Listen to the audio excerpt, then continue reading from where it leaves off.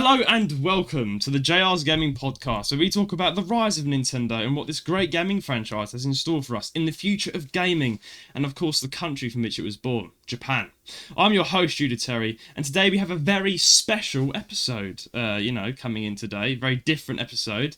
As today I'm joined by Magnetic Movements, a magnet fisherman from Essex, with over 860 subscribers on YouTube and 97.8k viewers on Instagram as well. Magnet Movements, welcome to the podcast. It's your first episode collaboration with us. How are you doing? Thanks for coming on today. I'm doing great, actually. Yeah. Yeah. I don't really do many podcasts, but to be honest, I'm going on to this one just to see how it goes. Really. Oh so yeah. I feel great. It's good. I mean, I think a lot of people that I've had on the podcast before, they've always said to me, "Oh, I'm nervous. I don't know what to do." I'm like, listen. Yeah, I was actually saying that before we did this. Yeah. Yeah. Like, what's gonna happen? What's gonna happen? But no, it's really relaxed. Don't worry, it's all good. But yeah, thanks so much for coming on today. No worries. You're the first magnet fisherman to ever come on the podcast. Now we're gonna get into that in a minute. We're gonna talk about what you do and stuff because it's really important to talk about that. That's the whole point of this episode. So we're gonna move away, by the way, guys, from gaming today. It's going to be focusing on you, Lewis, and what you do. I feel so wonderful. Yeah. We're focusing on what you do. Of course, you're wonderful. Of course you are. Anyway, how have you been this week? How have you been? What have you been up to today? I haven't been up too much. I was going to clean the house, but I came on the podcast instead. Amazing. The house can wait. The mess can wait. Yeah. The podcast. So I just actually made some plans to go magnet fishing with some people who have just hit 500k on TikTok. Wow. Yeah, I know. We're out. We celebrated with a birthday cake. That's good. You should. Yeah. That's amazing. So they're going to come up from not Birmingham. Edinburgh. That's it. Edinburgh. Wow, even further afield. Yeah. Yeah, they said they'll get a hotel. That's it. A hotel, of course. Yeah. Somewhere to stay. Stay. Yeah. But yeah, you're. I think we should just kind of go straight into some sort of like who you are, of course, because I brought you on, and if I'm no one. I'm no one. Oh no, you're very like.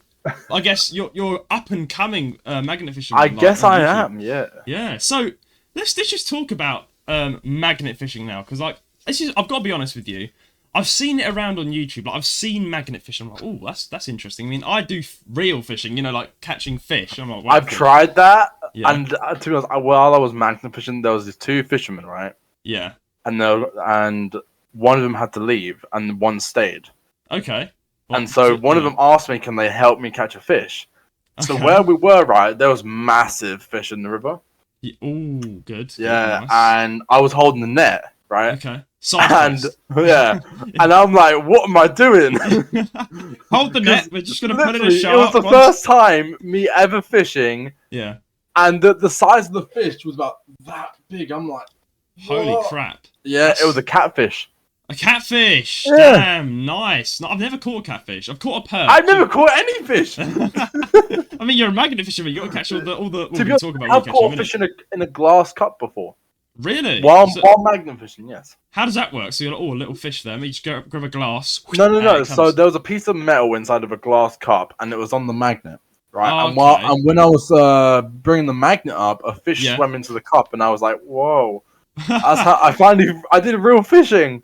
Wow, finally! I mean, imagine there's like a fisherman that's been trying for like hours to catch a fish, and you just fucking did that. Oh, just caught a fish. He would have just quit. He would have quit. Yeah, he would have quit right there and then. And that's your technique. I mean, if I saw that, if I was having a fish and then I don't know, a magnet fisherman's like, trying to pull up some stuff, and then he just catches a fish in a glass. I'd be like, mate! No, the fishing is not my job. No, it's not. I mean, it's a very big waiting game. I mean, I've talking of fishing, I guess, because me and you are both fishermen, but I'm a fishing fish. You're a real fisherman. I'm a real fisherman. Oh no, it's fine. We're all unique fishermen, aren't we? Well, to be honest, magnet fishing is a trendy sport. Oh yeah. Normal fishing is a real sport, while magnet fishing is a trendy sport. I think magnet fishing. We'll talk about it even more later on. But I think magnet fishing should be more. I've never tried it. I'll be honest. I've never tried it. Should we do it? Yeah. Come down to Essex. Yeah. I will give you a magnet. I'll give you a rope. Give you some gloves. I'll give you a bucket. Everything's branded for your needs. Everything is done for you. Perfect. You've got all the equipment. You've got everything for you. Yep. I want to try it. Like, I'm scared I'll like uncover some really weird stuff. I don't know. Like, what if I pull up a fucking car? I'm like, hang on, this is a Nissan Honda. What the? Okay, well, getting into the cars now. Well, there is actually cars in the river. Yes. Oh man, I'm so excited for this episode because you have so much stuff. You've caught. I know a lot of history of my city. Yes. Yeah, and history of your city. So let's talk a bit about yourself, right? So tell us more about yourself to the audience. You know, like where are you from? What do you like to do in your free time? Let's hear a bit about you. You know what I like doing in my free time. Who I am. Well, my name's Lewis. I'm a magnet fisher in Essex, UK. Nice. Big up Essex. Yeah, big up Essex. Let's go. Yeah. I'm not an Essex boy. I'm not an Essex boy. I don't want to be one. That's the one thing I don't want to be. Oh, really? What's wrong with Essex boys? What's not wrong with them? That's what. Yeah. Oh god. That's the real question. What's not wrong with them? Okay, to all the people listening from Essex, you got to tell us what's wrong with the Essex lads. I wouldn't say they're roadmen, but they're wannabes. Okay, I get you. Yeah. I mean, Essex just like I've always thought of Essex as East London running away from London. I wouldn't say East London. I would say South London. Oh yeah, or South London. Okay. Wannabe South London. Wannabe South London. Yeah. Okay, that's quite funny because I mean I come from London, obviously, as you know, East London. And it's like Essex is like you've got East London, Kent, and then Essex, like on the East End and all that. Well, my city is apparently the posh part of Essex. Okay. Now, I didn't even know there was a posh part of Essex. Wow. Wow, you Essex people are not posh. I know. I'll be honest, when I think of Essex, though, I don't think of posh. I'll be dead honest. I don't either. No. I tell you what, I have been to Essex a couple of times. I went down to Southend-on-Sea. You know Southend-on-Sea? That's one of the worst places. It was. I think I got like... I'll be honest. I'll tell you a little story as we talk about Essex and where you're from. Okay. I was in Southend-on-Sea not too long ago, and it was like it's like a circus on the fucking seafront. There's like all this stuff, like a it's Ferris a theme wheel. park, not a circus. Well, it's a theme park on the sea, and I was like, wow, this is unoriginal, isn't it? I was walking about, and the amount of like chavs. When I say chavs, I mean chavs. Man, like this guy asked me for a lighter. Like he was. That's normal. I was standing there. I was standing outside of M&S. Okay. I was standing outside of M&S, and like it was in the Southend-on-Sea, sort of near the arcades. Near the arcades, near all the shops, near all the restaurants. I mean, I'll be honest. There's lots of seagulls flying about and everything. That's normal. Yeah, just don't give them laxatives. Okay, that's one thing. I remember one of my friends did that. It was a mess. So he gave us seagull laxatives. Yeah, so he put laxatives. So he bought 4 ice creams and he put laxatives in them. What is going on in Essex? I need to hear more about this. How bored have you got to be like, right? No, because we saw this video. We saw this video in America where some kids did this, and it was crazy. It was chaos everywhere. So my mate did it, and we were running because they were just. It was like. It was like the shits war out and giggles, there. Pretty much. not pretty much. Physical. Oh, that is. I've never thought of doing that. You know, I've never woken up and like, right, today I'm going to give a seagull laxatives. that's the stuff you need to know about, isn't it? Yeah. Oh dear. I mean, there's lots of them, isn't there? Because it's on the seafront. So you're going to get a lot of chaos happening. Oh, wow. I mean, I'm sure you have lots of chaotic tales. I mean, you're obviously magnet fishing in Essex, so I'm guessing you... Oh, yeah, we have a lot of chaos happening, yeah. Oh, right, okay. I mean, I was saying, though, I was in Southend-on-Sea. Guy about, 20 came out to me. You got a lighter, mate? I was like, I ain't got no lighter, mate. I don't smoke. And he was like, oh, come on, son. Like that. I was like, come on, where's your lighter? And I was like, I haven't got a lighter, mate. Like, what do you want? You know? And it was just like, he was like standing there, like he seemed. I want to ask you because you're an Essex native. Is just everyone in Essex just carry a lighter with them or something? Yes. This guy was okay. Yes. Okay, yes. fair enough. Because I was like, I mean, I don't know. I haven't got an Essex accent. I've got a London accent. I was like, mate, I'm not from around here. Like, I don't. The reason is because everyone either vapes or smokes. That's just the whole of the UK at this point, though, isn't it? Everyone's vaping and exactly. If you're not vaping or smoking, you're either drinking, and I do neither. The UK. Oh, okay. I'm one of the rarest breed. I'm the rarest breed in Essex. The last of the good breed. Yeah. Oh no, it's dead. For our listeners that are in America and whatnot, I don't know if it's a bad problem for you guys, but in the UK we're just going downhill. Like if it's not Weatherspoons, it's down the vape shop to get a blueberry ice flavored. Thing is, last time I vaped, I got a double apple. A double apple. Yeah, Ooh, that was years and years ago. Ooh. Years and years. Wow. Yeah. I mean, I've definitely dabbled in the vape and smoke. I used to smoke, but I don't Oh anymore. no. Yeah, it's like, what's the point? Like, you know, there's no flavour. There's no flavour to smoke. Like, what is this? What is this shit? I got into it because I'm an advocate against it. Don't smoke; it's bad for you. But like, I did get into it. I think back when I was like at college, like it was very popular in my college to smoke.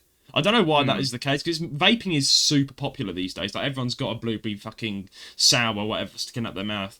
But yeah, a lot of my mates smoke, right? So I was like, well, all right, I'll try one. And yeah, that's how you start. And I was like, fuck, yeah, I got it. And I was like, right, you know, when you start, I used to like social smoke, and then eventually you realise you're addicted when you start smoking alone. Yeah, right, I gotta get a fag. And so yeah, I stopped. So anyone else who's struggling, stop. It's gonna do your lungs a whole world of good. It is. But I don't know. Yeah, that's my little story of Essex. I got hounded. It's a great story. It's a great story. I didn't actually get mugged or anything, so I was like, exactly. You don't really get mugged, but there's a lot of scary people in Essex. Scary. Well, that leads me on to a little question I have for you then. When you've been magnet fishing, which we'll talk about all that in a second, but have you ever had any like people come up to you and like try and annoy you? Like, I've had a few people try and so if I found a weapon, right, and I tried to hide it, okay, I would have someone that either probably knew me or knows me a tiny bit and say, "Oh, hey mate, how you been? It's been a while." Yeah. And they ask me what I found today. I'd be like, "Oh, nothing much, just probably some. I got a little small weapon or something." Yeah. And they said, "Oh, let me see." And I showed them a tiny bit of it, and they said, "Give me it." Oh no! I'm like, "Nah, sorry, man." And then they try and take it. Right? I remember one time, right? They punched me in the nose, and I had a nosebleed so bad. Oh, that's there was blood everywhere. I was just saying, there's blood everywhere. That's kind of off-putting, isn't it? When you're like, that's what you like to do. And I mean, was that you alone? I guess. Yeah, I was alone that time. Yeah. Yeah, I mean, I'm guessing that. I guess some areas you would need a team, wouldn't you? I guess because if there's going to be like idiots walking about being like, "Oh, I want that. I've just found a 12-bore shotgun. Give it to me." No, punch. What? That's messed up. That's messed up. So did they take the weapon? No. I had to walk away to Tesco's to fix myself up. Oh, so at least they didn't take the weapon. At least you got the weapon, I guess, or whatever it was. Yeah, I mean, it was a hatchet, actually. It was a hatchet. A hatchet? Okay. Yeah. Maybe he was just like a really angry lumberjack, and he's like, "I want to cut wood. Give it to me." Do they use hatchets to cut wood? I thought it was axes. What isn't a hatchet a kind of axe, or am I being... No, a hatchet is like a throwing axe, more like. Oh, right. Okay, I've got you then. I've got you. I thought it'd be like something you know, if you played a Call of Duty and they have a hatchet and they throw it into the sky and get tricked off, that's a hatchet. There's a wannabe Call of Duty player. Yeah, someone was like, "Oh, let me try and get a trick shot and it land in the water." I mean, I guess that's one. We'll talk about the bad experiences as well, because that's not a very good experience. I mean, to be honest, I actually found it inside of a safe. What? Wow. Inside of a safe. Guess safe. what else was in the safe, though? Okay, I'm gonna guess big. I'm guessing there's a gun in the safe. No, there was no gun. Okay. That was the only weapon. That was no. Okay. There was a weapon in the safe. The hatchet was the only weapon. Okay. But there was one other thing. What would someone put in a safe? It's illegal. It's very illegal. It's very illegal. Oh, drugs. No. No. Okay. Very illegal. It's not a gun. I don't know. Like, let's just say the knife. It's kind of knife. No. It was a hard drive. A hard drive. And what was on the hard drive? Do we know? I dried it out. I cleaned it up. Oh, okay. Yeah. And I looked on it, and I just had to take it off straight away and burn the actual thing. Oh, okay. And I guess I can't say what it was. Yeah, we won't say what it was, but no. I can guess we'll leave it up to your imagination. I think we can all. Yeah. You're brave doing that, because you never know. It might be something that could like destroy you. No, I didn't even watch a video. I literally saw the titles and I was like, nope. No, that isn't good. But mean, that's what I mean. You're gonna find all. You never know what you're gonna find in magnet fishing, but I I mean, guess, yeah. I've been told there are safes in the rivers that have about 150 grand in them. Well, you're gonna be rich boy, aren't you? I mean, Do you get to keep the money if you find like all of it? Yeah. Amazing. I see. Maybe I should do magnet fishing more and just find like. To be honest, when you find one save and you hit the jackpot, that's all you need. You don't need to work ever again. Oh, exactly. But anyway, yeah. So you're from Essex and you're a magnet fisherman. Let's talk Sadly, about. yes. Yep, of course. But let's talk about how you got into magnet fishing. Where did it start? Like, what did it start like when you were younger? You're like, oh, I like seeing it on YouTube, or but how did it start? You getting into magnet fishing? It started when I was about to turn probably 18 or 17. Okay. Yeah. I'm 20 now. Sadly, yeah, I'm getting old. Yeah. Don't worry, mate. I'm joining you in April. Yeah. Well, at least I'm out of the digits of teens now, so. Yeah, we're getting out. Yeah. Still a 19. I had my granddad living with me. Right. Yeah. But he was on his deathbed, so. Oh, yeah. Yeah. He's taking his last breath, but like probably a week before he passed, he bought me a box, right? Because we watched magnet fishing a lot. We watched all the big people, like people who had millions of subscribers doing magnet fishing. Oh wow! Okay. And he didn't even tell us. He didn't tell my mum, right? And he just ordered a magnet off eBay. Okay. Me and my mum were like, "What is this?" And he was like, "Oh, I bought this for Lewis." I was like, "Oh, okay, thank you." But then he passed. I didn't use it. I did not use it. Okay. Until after his funeral. Okay. And I mean, it wasn't the strongest magnet. It's not as strong as the ones I use now, but back then, a magnet was a magnet. And if it picked up at least one thing, I was happy. And I guess that's like really heartwarming. So, your magnet fishing I still journey, have it. Well, of course. I mean, that is very... It's like your magnet fishing journey started somewhere close to the heart then, that is. Yeah. So it's like a memorable thing that you used to do with your grandfather. Or you used to watch and stuff, and then that's really like heartwarming. That is. Yeah. So like, before he passed away, bless him, he gave you that and was like, it's like a secret message to say, do it, try it out. This is what you're made for. This is your dream job. This is what you're gonna change so much. Yeah. Oh hell yeah, man. That is really like heartwarming and nice. Like, I like that. I really like that because I guess people will see you on YouTube as, oh, he's like a magnet fisherman, but like, I'm glad you've come on and you've told us because that's like, there's a backstory onto how you got onto what you love to do, which is magnet fishing. And that's really heartwarming, that is. And I guess so. You started around when you were 18, right? What was the first, like, you were like, okay, I got the magnet. Did you get, that was it? You're like, right, I got the magnet. I'm going to try it. I'm going to go out. Yeah, I tried it out. Yeah. I went to a spot that was filled with stuff. But because my magnet wasn't that strong, I couldn't really get it out. Yeah. So I threw my magnet out. I pulled it back in. I only got one thing, and it was a bottle cap. Okay. And when I saw the bottle cap on there, I had this feeling just come over me that this was the beginning of something big. Right. So that's one bottle cap. It's I guess it's like when a fisherman catches a fish for the first time. Yeah. It's like you've been hooked. Like, I wanna. This is exciting.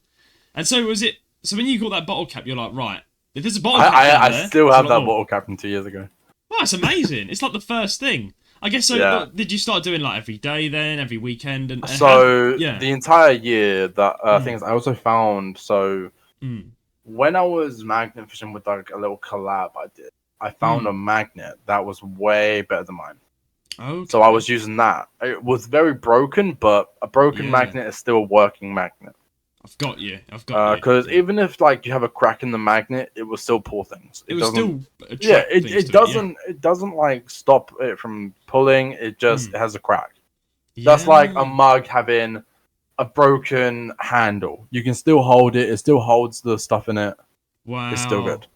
Wow. So I mean, okay, so you've started that. You've started trying. How did you grow to like? I mean, did you start your YouTube like at that sort of time? I started an Instagram first, actually. Yeah. And that took off really fast. After thing is, I was thinking of a name, right? And I had a different name than Magnetic Movements. at first. So similar, quite similar. No, way different actually. Okay, what was it called? What was it called? Yeah, it was called Chelmsford Magneteers. Oh, okay. I thought you meant like it was magnetic. I heard you say magnetic movements. I was like, oh, it's similar, but no, it's magnetic movements. But yeah. Okay, so the first name was Chelmsford Magneteers. Okay, so that's where you, like your village is. So you'd be like fishing in that particular area, no? Yeah. Okay. So and then I was like, we can't. There's not really that many people in our city, so that we can't just have it as our city. We have to become bigger. Yeah, exactly. Yeah. So I chose magnetic movements, even though people think magnetic movements is like, I don't know, a dancing thing or something. But no, I'm changing that. I'm changing that. Oh, you're changing it. Okay. Yeah. So instead of it being like a dancing thing, I'm going to change it to be like an everything. Exactly. Like a full-on treasure hunting thing. So not just magnet fishing, but we also do like a lot of other things. I can see that you're like trying to get a team together, I guess, because magnetic movements is like a multiple people sort of. It's a giant movement, yeah. Trying to wow. create something that is new. That's amazing. That is. Yeah. I like that because, I mean, of course, this is why I'm glad you're here because you can educate me on the whole magnetic fisherman world. Have we? I mean, I know we've got massive YouTubers that do it with like millions of subscribers. Is there actually a team like similar to yours that inspired you, or are you kind of starting up the first? The people that inspired me is a friend of mine that I actually now know. I used to watch him a lot. Oh, so you've been friends with him? I am friends with him now. Yeah. Nice. Can we shout him out? Can we yeah, sure. Yeah, I mean Bondi Treasure Hunters. Yeah. Bondi Treasure Hunters. I've seen him. Is he on YouTube? Yes, he's on YouTube. Yeah. That is sick. So I mean, I want to know about your journey. So you started. You've done your Instagram. You've named you're evolving. I'm guessing you're uploading. So on my Instagram, I didn't just post my videos. I tried to help other people. So once I started helping other people, that's when I grew higher and bigger. Wow. And that's when I hit 100K, right? Amazing. And so from other than that, okay. So I mean, I started posting less considering I didn't really have time. I've been trying to because I was magnet fishing with other people, and I wasn't really getting this like the recording feeling, most of the time. So I stopped for a while. Like a little motivation lack. We all have it. Yeah. So I was like, how can I do something different than just Instagram? So I started a YouTube, a TikTok, and a Facebook for everything. Amazing. That's good. Further afield broadening. Yeah. They might not be as big as my Instagram, but the reason I don't promote my YouTube or my Instagram is because you don't want to see similar content to what you've already seen already. Yeah. So that's why we want different subscribers than what we've already got. Okay, so we can expect from your YouTube more personal. This is your stuff. Yeah, my stuff. My Instagram has everyone's stuff. Exactly. Yeah, I see what you mean now. So your Instagram is a collective. It's promoting other people. And your YouTube is focusing on you. And that's grown. You've grown quite nicely since when you started. Yeah. You're almost at 1,000. You're at I remember probably a year or so ago, I was stuck on probably 400 and I could not move. I was not getting anything. Yeah, I know what you mean, man. I'm stuck as well on the 200 mark at the moment. I'm at 250, I think, or something like that. Yeah. Until I started going out and promoting my stuff and actually doing having stickers, giving out stuff like that. Once I started doing that is what actually got me to grow higher. That's really good. So now I give out these personalized poker chips, just a little design. Don't use them, right? We do not use them for gambling. No, don't do that. It's a personal thing. It's a little, like your own merch sort of thing. Yeah. That's really cool. I mean, I'm set. But hopefully, everyone listening to this episode, go and. I mean, I'll promote more of it later on, but all of your stuff is linked below your Instagram, your YouTube. Right. Please go and subscribe to him, guys, because it's going to really support him out and help him out. My goal is to hit 1,000 by Christmas. It was by my birthday, but my birthday's already gone. So don't worry, we'll make it happen. But come on. when I first said that to reach 1,000 before my birthday, I actually got about 300 to 400 subscribers. Wow! So my goal was 500 before this year, and I got that. I got 500 before the year. Wow. And then in January, I thought, let's hit 1,000 before my birthday. And I was like, let's do it. So we got 300 to 400 subscribers before that. Amazing. Yeah, that's really good. So I think we're gonna be able to hit 1,000 for Christmas. I'm pretty sure you can, man. Like you're so near now. Like you're so near. It's just getting the grind out. I mean, I've seen your channel, so I'm subscribed. And if we hit 1,000, I'm gonna do a giveaway for a magnet. Oh, I like it. That's a really good option. Like to give away stuff that you've caught as well. But yeah, I mean, the funny thing is, at least you're doing like magnet stuff, like proper mature content. You know the one thing that got me lots of subscribers when I started YouTube. It's the most stupid shit. Okay, I jumped off my bed. Okay, what? And that is it. I started YouTube, and my first ever short, I said, right, I'm gonna skydive off my bed for 100 subscribers, and I did. And I got 100 subscribers. I don't listen. I don't know what made me do it. I was such an idiot. And a lot of my videos can get taken like that. Like I'm a streamer and I'm very different, so I do a lot of like funny, entertaining stuff. But yeah. And the second most like popular thing I did was getting hit by a car, but not a real car. Oh, okay. I got scared there for a second. No, it was me pretending to get hit by a car in a car. It's really hard to explain. Like, a car crash simulation. And that just like I don't know why, but everyone liked to see me die. Like, and that was my because that's how crazy people are. Exactly, like the most important, the most like popular shorts I've done are me doing the weirdest shit, like hurting myself, like falling off things, and I'm like, what? Do you guys want to see me die? It was a yes. Yes, but I mean, at least you're like doing that. That's amazing though, and I'm glad you're like growing so fast. And like, I guess that leads us into. I mean, we've kind of covered this before. Why did you decide to become a magnet fishing? I mean, we've kind of covered that, but like, why? As in, have you? I'm guessing you've decided this is what you want to do for life. I chose it because I knew how bad. No, the thing is, no one thinks about our rivers. Like, yes, there's people who care about the plastic that goes in our waters. Yes, there are litter pickers, which I do litter picking. Yes, good stuff. Good stuff. But no one really thinks about what's on the bottom of the water. That is true. That is very true. As you have the Titanic, right? You can't really get the Titanic up as it's so big, so large. You can't really how to get it. But there are small things, right?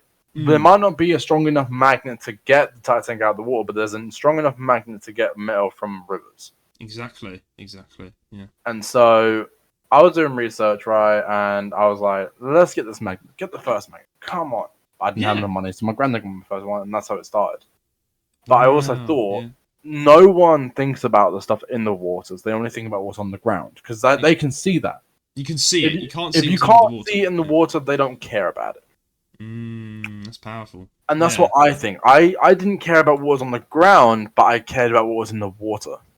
Wow. I mean, it's funny because like now you explain like this, like I don't know why, but I think you're getting me into it. Like I want to try it out. Now. Like it's like you don't like when you see a massive river, you think, oh, that was lovely. You don't necessarily think, oh, I wonder what's on the ground. And I actually messaged a friend of mine yesterday. He was actually on a fishing trip with a friend of his, and you actually might know who he is.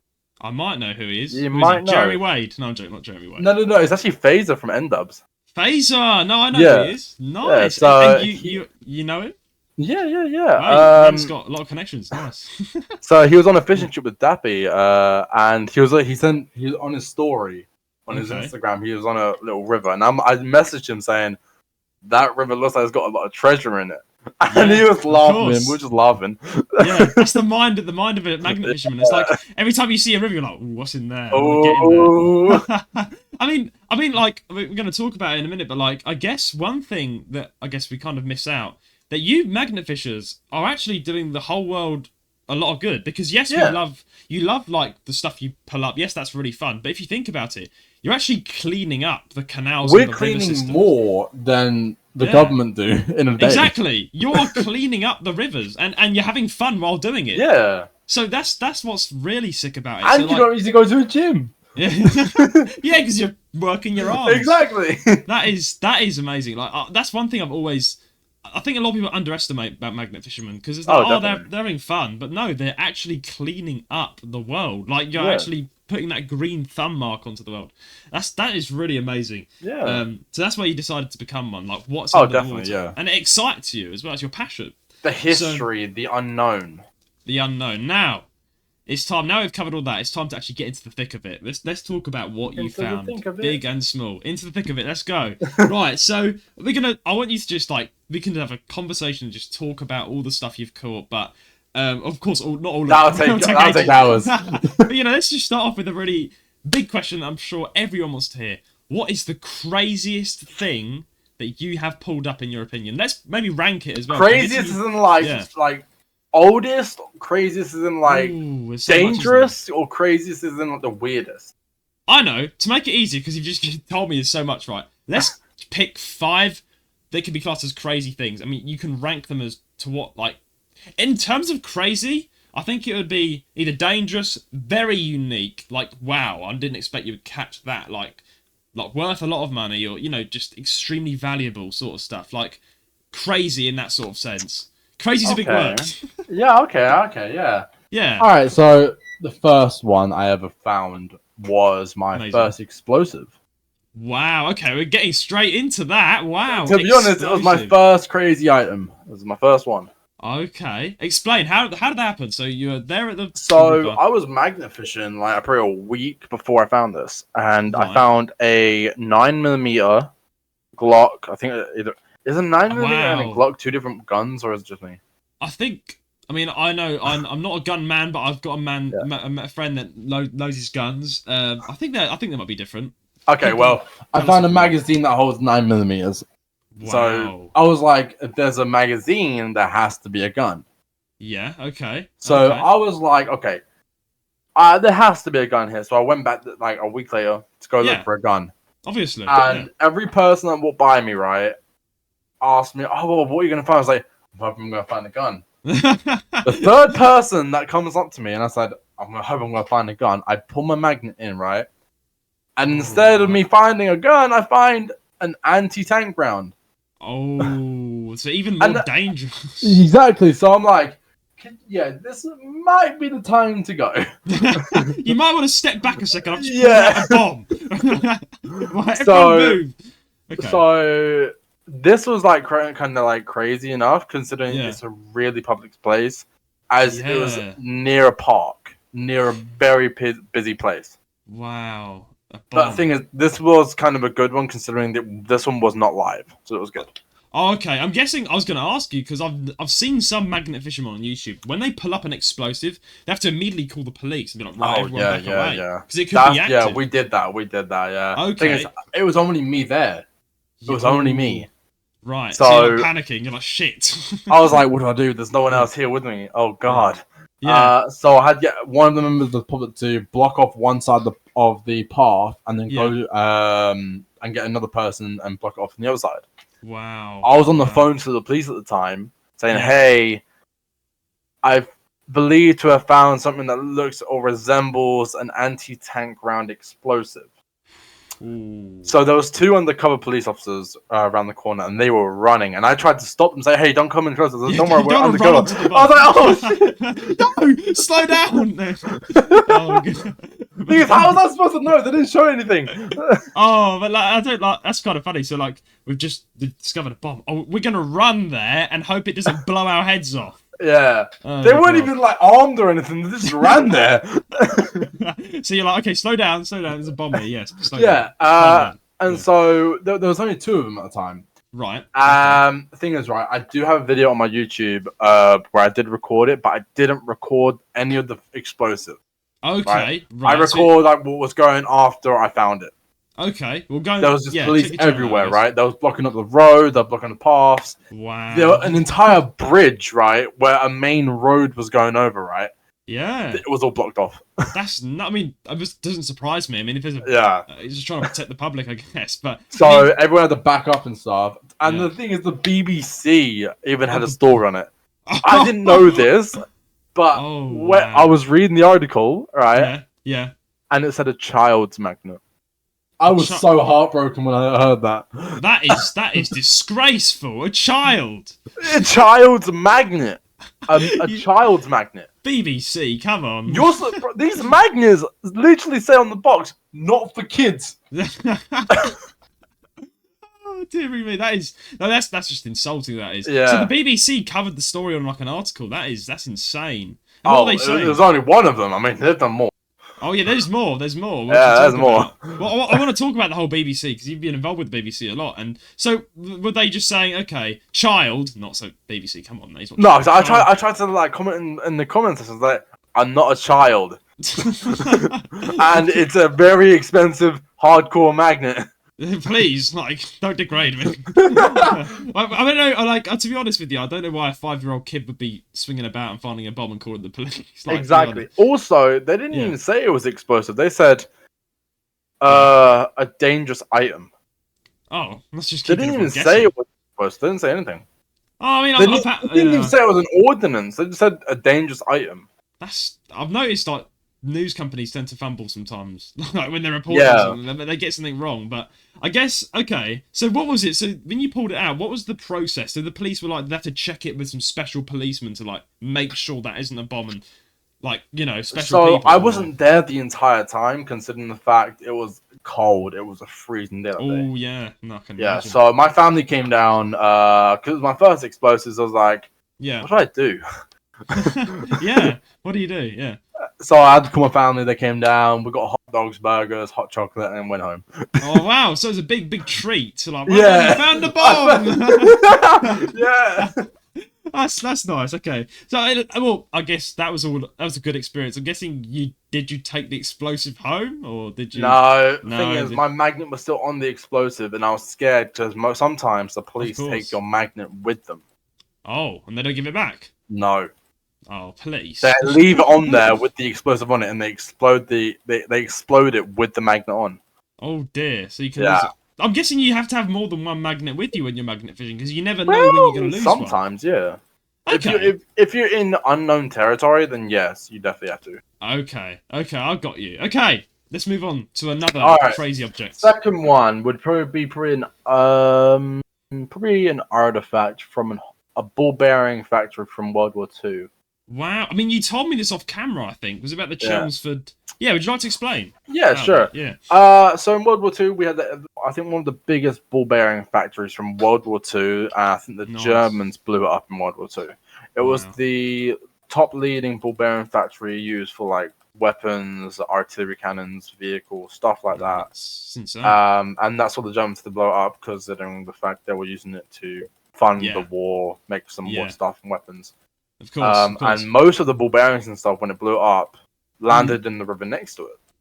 So you can probably go there now. Literally, we've been going there for years, and we still find tons and tons of ball bearings and stuff. Wow. You can probably go there now, and you'll still find hundreds. I mean, it's ball bearings, and like, are these metal balls or like? Yeah, no, they're like steel. Wow. Yeah. Okay, I'm guessing you have some of them as well. I have ones that are the size of my fist. Whoa, that must be heavy. They are heavy, yeah. Oh, hang on, folks, got the ball bearing. Oh. Yeah. Some are really heavy, actually. Yeah. Yeah. That's but insane. The thing is, they actually are in the museum. But the thing is, there's so many of them that you can't just say, "Hey, I found a ball bearing. Can I put it in the museum?" No, they're like, no, because there's so many of them. You might as well have like an entire museum just for the fucking ball bearings. Exactly. Like, the ball bearing museum, Chelmsford. The ball bearing museum.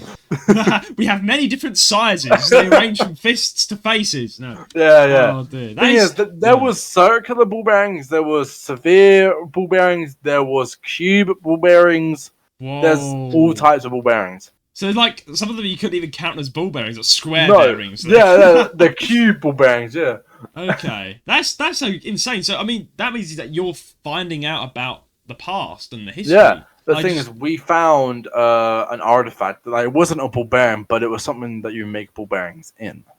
Okay. Oh, okay. We're getting interested. These are rare to find, considering the fact they were owned. We have our own nowadays in this type of era that are modern.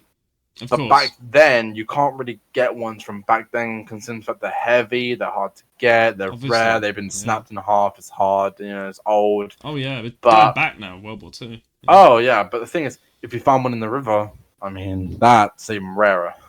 That is nuts. So you've actually found the manufacturing part. Is that like I found a crucible, the long stick with the bowl at the end. Oh wow, I'm genuinely interested because like. is I've always said this to my friends. Things. If you search an old crucible, you know what you would get? You'll probably you'll get a metal ladle. That's what you'll get. You won't even get the old crucibles. Oh, see what I mean? So you found a really rare artifact. I mean, again, I was saying, I've told all my friends this. I hate history, but I like World War II history. I hate history, but I like finding history. And that's I like that. I mean, it's funny because with me, history's like, I like history that is interesting to me. Like, you can't teach me the rest of it. I'm like, no, bollocks, I don't want to hear about it. The rest of it doesn't really matter, but the history that matters to you is the ones that you find. Exactly. Like, if I found King Henry VIII's condom or something, I'm like, okay, that's cool. You know, that's what I want to find. You know? Okay, we'll get into that later. I'm joking the fact I have kind of found something like that. Oh, okay. Of course, we're going to get into that. But okay, should we move on then? Let's move on to that. Let's move straight onto it then. No. So let's all right. Let's talk about we'll talk about two more things. Perfect. Yeah. And it's another thing from World War II that is from the factory, and I thought it was a landmine when I first found it, so I took it home. Another scare. Okay. So I took it home. Okay. Because, I mean, it's an old landmine that didn't have the explosive bit on it. It was only, like, the pressure plate. I thought it was a landmine. Okay. Until I was cleaning it up, polishing it, and I was looking at the frame of where, like, the metal bit goes, where the cogs all go. Wow. Now, when I was polishing it, I saw a bit of writing one day, and it was tiny, like really small, tinier than an ant. Whoa! Who's gonna read that? Ants only. I had to get a light, and my eye had to be on the metal, literally looking at it. Yeah. Wow, that is insane. Yeah. So what did it say? It said it had a signature on it, and then underneath it, it said German jewelry. Ooh, German jewelry. Okay. So I was searching up some German jewelry stuff, clocks and stuff like that. Turns out it's an old clock that they would use on a desk in the factory. A German soldier must have dropped that. Yeah. That is really this is stuff that you could put in a museum sort of shit. Yeah. That's amazing. Like, honestly, that is insane. Like, I mean, knowing the history as well, when you're fishing in that area and you there's still so much history in that area. So much. I'll take you to that area and you'll find take me. You'll probably find like your first I don't know, you'll probably find we actually did find a bucket, right? That they put all the ball bearings in and take them and shift them to another factory. But things it was damaged and stuff, so we didn't really take it, we just scrapped it. Okay, fair enough. Yeah, fair enough. But we went to the museum and we saw what we found. The stuff in the museum are really good condition, and we saw it. And the exact thing we saw, it was the exact. Like a duplicate. So you're like, right, you've already got a museum. I'm taking this one with me. Right, I'm taking it. But that's one thing that we want to find, and that is the thing that carried the bucket. Wow. It was like a giant, horse carrier. What? How big was it? Size of a human. Whoa, that's insane. That's so if we find one of them, those are rare to find because they weren't really that common back then either. That's what I mean. Like, you're finding rare artifacts, and I'm guessing that this is why you said you don't need to go to the gym. When you're pulling up stuff the size of humans, then you not ever need to get a gym pass. You're like, rah! Yeah. The thing is, we're pulling up things that are pretty 200 pounds. Whoa! See, they go up to you. What do you lift? I'm like, oh, bro, I probably lift about. I can lift a car probably. I lift a couple of cars out the lake. You know, mate, it's all right. You know, don't worry about me. You're never thinking, with a crane? I'm like, no, with my hands. Yeah, my bare hands on one rope. Yeah, that is nuts. Okay, let's move on to another, I guess, crazy object. Then you've caught us. Okay, last one. I would say is my second explosive. Mate, another how many explosives down in Essex? There's a lot in Essex. Lots. Wow. But do you know then what these explosives are from? Are they from World War? Are they from criminal? So the anti-tank gun was from World War II. Okay. The second explosive is from World War I. Okay. Now World War One. Hang on, I just clocked. Yeah. So the World War I explosive, I know exactly from which person it came from. I know exactly the person it came from. Yeah. Okay. So Who from? when we got raided in World War I, by the Germans, it was by the Germans. Yeah. I Yeah. think it was either. It wasn't the French, was it? It was either No. the No. Germans or the Germans. Yeah, it Yeah. was. Yeah, it was the Germans. So when we got raided by Zeppelins, Zeppelin. Yeah. You remember that there's happened one crashed. Yeah. Yeah. Yeah. Yeah. Yeah. Yeah. Yeah. Yeah.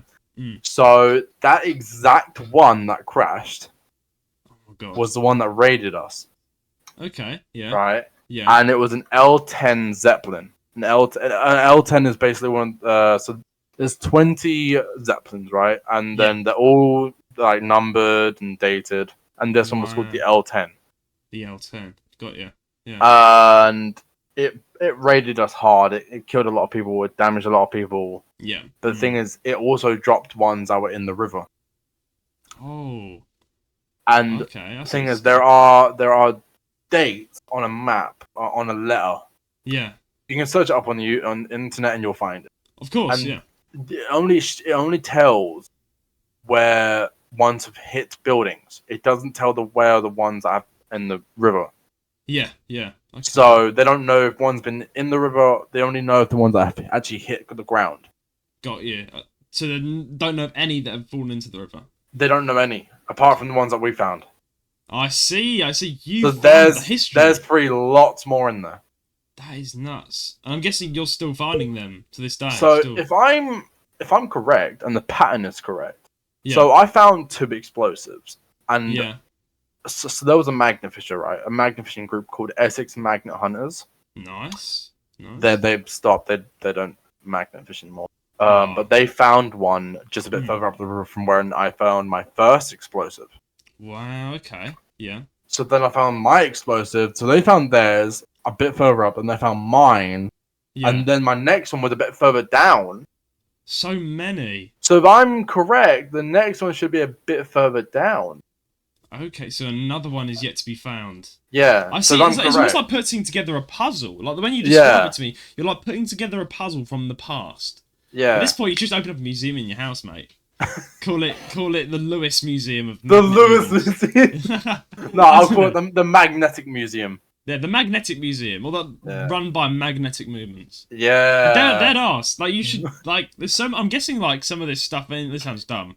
Could you like sell them on like Road Antique Show or something? Could actually, yeah. Because like these could go for a lot as well. So, oh, definitely, yeah. But I mean, I remember I also found a Rolex. Yeah. A Rolex. Okay, right. Okay. Let's talk about that then. How did you find the Rolex? See, you've only been a magnet fisher for so many years, but you're finding so much shit that I'm like, yeah. To be honest, finding Rolexes while magnet fishing is the rarest thing. Oh yeah. I only know one other person to find one. So talk me through this Rolex then.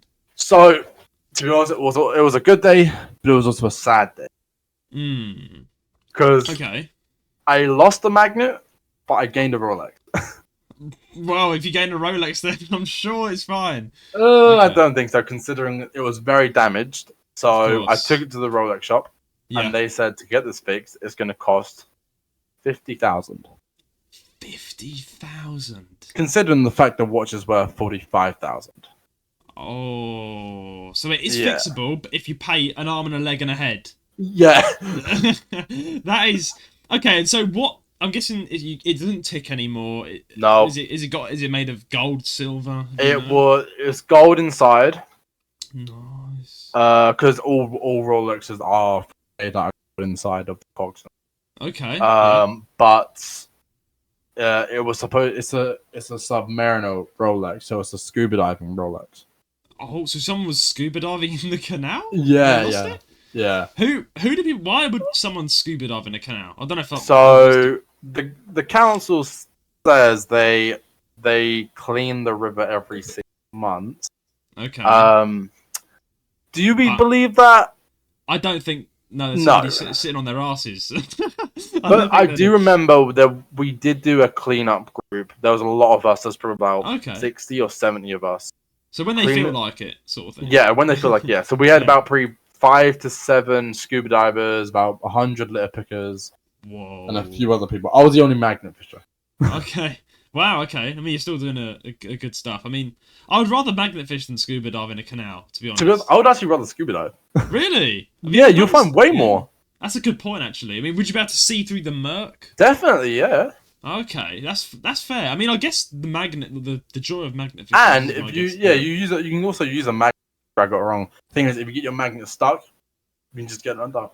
Oh, that's a good point. I was going to say, like, if you were just scuba diving with your hands. I've lost 2 magnets while magnet fishing, and it's my saddest times. Oh, I bet so. I mean, I was going to say though, if you're magnet fishing, you're going to fish up stuff that's unseeable because it's like so much like stuff on it, debris. But if you're scuba diving, I'm guessing you're about to see it. So if you scuba dive and magnet fish, then you're just hitting 2 birds with 1 stone. Exactly. Yeah. You will never get stuck. You would never get stuck, but it's funny because like I just imagine someone getting on a scuba diving kit. Right, I'm just going into the canal. What? Okay, see you soon. I do remember one time I did pay someone £150 to get my try and get my magnet unstuck. Oh, they didn't. Wow. They didn't get scuba unstuck. I still had to. No, they didn't. They weren't. Wow. They just wanted money. So I was like, okay, I'll pay you probably £50. You're too kind. I said, I'll do it for 75. I was like, okay, I'll do it for 75. Okay. And I told him, if you actually get my magnet, I'll give you 100. They didn't care, but the thing is, they're from London. Oh, of course. So I couldn't say, oh, you didn't get my magnet, I'm not paying you. I didn't want to get beaten up. No way. Oh yeah, Londoners. So I gave them the money. I'm a nice Londoner. Okay. Yeah. I mean, I wouldn't say I got robbed because I did say I'll give you 150 if you got my magnet unstuck, but he didn't get it unstuck. But I still paid him. Okay, he was a mug. He was a mugger. Yeah. Definitely a mugger. Oh dear me. Okay, so. That's some of the craziest stuff you've found. That's the craziest stuff, yeah. That's some of the craziest. Have you, like, I guess you found a gun as well. That's pretty crazy. Have you talked yeah. But, like, I guess my other question to you, what's the weirdest? Like, there could be one item. Is there like a really weird, like, out of place? Maybe a bit of a, maybe you can say it on the podcast, a crass item. Are you sure I can say this weird stuff? Yeah, you can. And of course, we don't have to go too much into detail what it's for. I'm guessing the audience would already need to imagine what it is. I call this my pickle holder. All right. I call this my pickle holder. Amazing. It's all clean as well. I gave it to my nan to polish up. You are, nan, have that. No, she said, I would love that. I was like, are you sure you want this? She was like, yeah. I was like, okay. I gave it to her, and she cleaned it up. Amazing. And and now it's my trophy now. That is a trophy. I mean, for the video listeners, you can see exactly what he's holding up if you're on Spotify and YouTube. That is what it looks like. And we don't even need to say what it is, because you guys already know what it's for. Yeah. That is if I say pickle holder, then you should know. Yeah, it's pickle holder. That is insane. That is insane. So you can find the weirdest comical stuff to more serious shit. I mean, I saw, like, I'm guessing, have you found anything? I mean, I don't know if you have or not, but I've seen seasoned magnet fishermen that they sound like almost sad, like they've seen like a human bone. I mean, it doesn't magnetize a human bone, but have you seen things sad maybe in your, like a dead animal maybe, or like a? I have a few friends who have found them, but me, I haven't, because to find a bone, you're gonna need to get them in like either a tin, like a magnetic tin, or you get them in a sack and your grapple hook pierces the sack and you grab it up. That's probably the only way. Yeah. Unless you go in the water and you'll find it, but I have never found one. I think you probably would know of the YouTuber I'm thinking about. It was quite a viral video where he was magnet fishing, and he pulled up sadly a dead dog that was on like the end of a magnet fish. It sounds like either some American one. Might have been American, yeah. That's good then. I guess there's not many drowning dogs and cats then in canals. I would not. I actually got a message the other day. I know I got a message yesterday. Okay. So from a woman, right? Yeah. I'm not naming any names. Okay. Yeah. That's normal. But she messaged me saying, "Can you find my dog?" Oh, dear. No. It drowned a couple months ago. Oh, that's not good. That is not good. And I was like, yeah, I don't know if I can find it, but I can try. Yeah. Because you can't just say, "Oh, can't find it," blah blah. No, you say, "Yeah, of course, you want to do something to the community." Yeah. Turns out it was found by the police.